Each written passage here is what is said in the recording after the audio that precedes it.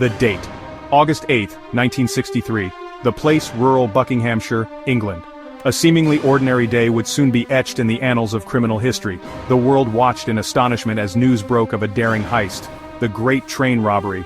This wasn't just a robbery, it was a brazen act of defiance against the established order, a meticulously planned operation that netted millions and captivated the public imagination. The sheer audacity of the crime sent shockwaves through British society. It wasn't just the amount stolen, though £2.6 million was a king's ransom in 1963. It was the meticulous planning, the military precision, and the almost casual way the robbers pulled it off. They had studied every detail, anticipating every move, turning a routine mail train journey into their own personal gold mine.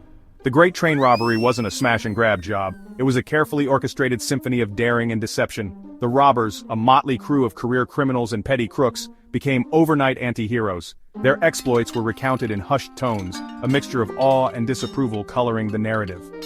The robbery had struck a nerve, exposing the vulnerabilities of a system that seemed, until that moment, impenetrable.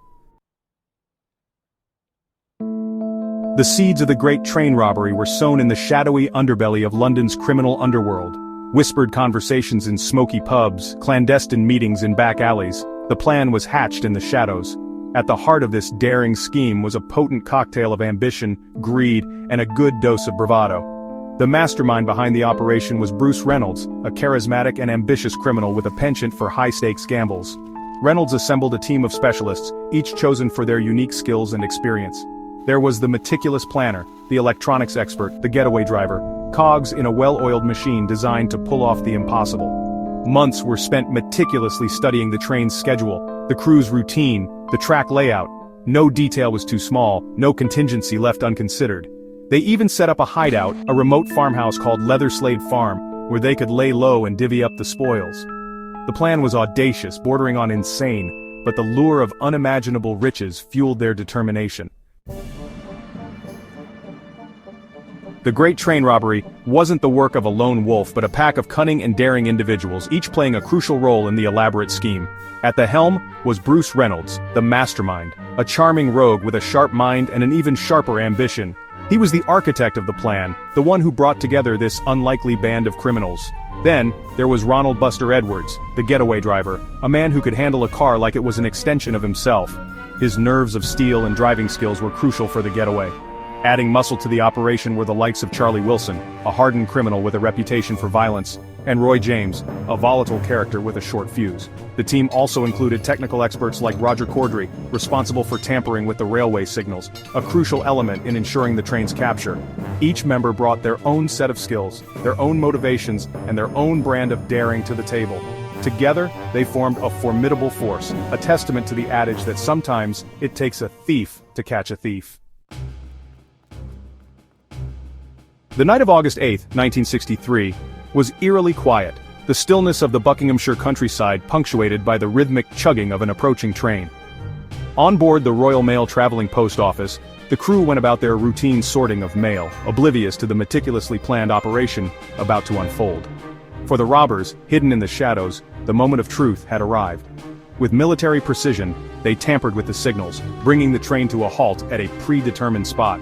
Storming the engine car, they overpowered the driver and firemen, their faces hidden behind masks, their voices cold and menacing. There was a brief moment of struggle, a flurry of activity as they uncoupled the high-value carriage, but the robbers, operating with practiced ease, maintained control.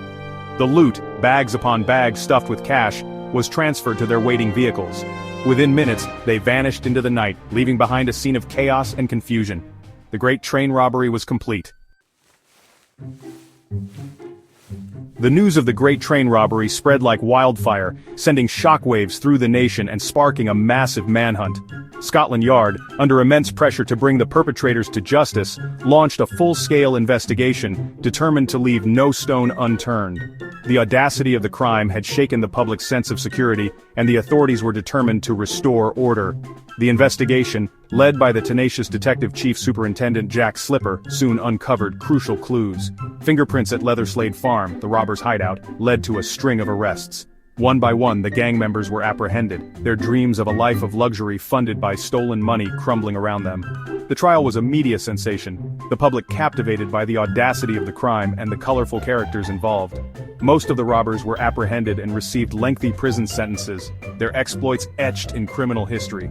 However, some, including Bruce Reynolds, managed to evade capture, becoming fugitives on the run. The Great Train Robbery wasn't just a heist, it was a watershed moment in British criminal history. It captured the public's imagination, becoming the stuff of legend, a tale whispered in pubs and recounted in hushed tones. The robbery exposed vulnerabilities in the security systems of the time, leading to significant changes in how high-value shipments were transported and protected. The robbery also had a profound impact on the public's perception of crime and punishment. The robbers, despite their crimes, were viewed by some with a strange sense of admiration. Their meticulous planning, their audacity, and their ability to outwit the authorities, even if briefly, struck a chord with a public disillusioned with the establishment. The Great Train Robbery became a cultural touchstone, inspiring countless books, films, and television shows. It cemented its place in the public consciousness, a reminder that even the most secure systems can be breached, and that sometimes truth can be stranger and more daring than fiction. The Great Train Robbery of 1963 wasn't just a crime, it was a spectacle, a meticulously orchestrated performance that captivated a nation and left an enduring mark on criminal history. The sheer audacity of the heist, the meticulous planning, and the colorful cast of characters involved have cemented its place in the annals of infamy. More than just a heist, it became a symbol of a changing era. The 1960s were a time of upheaval, of challenging norms and questioning authority. The Great Train Robbery, in its own way, reflected this spirit of rebellion, albeit through criminal means. The robbery forced authorities to rethink security measures, leading to significant improvements in the transportation and protection of valuable assets. The heist also highlighted the complexities of public perception, blurring the lines between criminal and anti-hero. The robbers, despite their illegal acts, were seen by some as folk heroes, their daring escapade capturing the imagination of a nation. The Great Train Robbery remains a captivating tale of ambition, greed, and the enduring allure of the perfect crime. It serves as a reminder that even the most intricate plans can unravel, and that the long arm of the law, though sometimes slow, often reaches its target.